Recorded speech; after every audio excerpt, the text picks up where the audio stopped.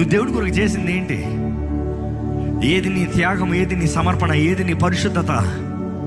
నీ జీవితం దేవునికి అంగీకారంగా ఉందా? నీ జీవితం దేవునికి ఇష్టానుసారంగా ఉందా? నీ జీవితం దేవునికి అంగీకారంగా ఉందా? దేవుడు మెచ్చుకుంటున్నాడా నీ జీవితాన్ని?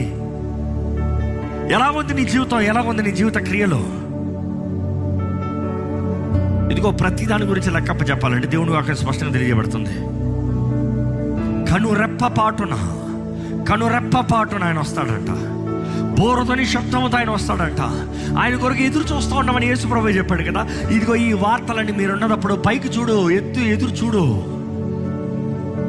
సమయం వచ్చింది, నేను వచ్చే సమయం వచ్చింది.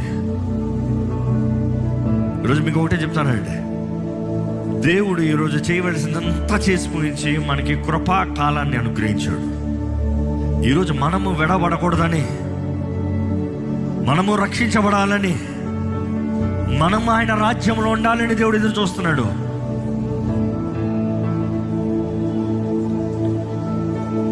అడుగు దేవా, దైవ జ్ఞానాన్ని నాకు దయచేయ్యా.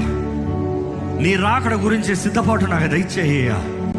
నువ్వు వచ్చేటప్పుడు ఎత్తబడేదానికి సిద్ధపాటు కలిగిన వ్యక్తిగా నన్ను చేయ్యా.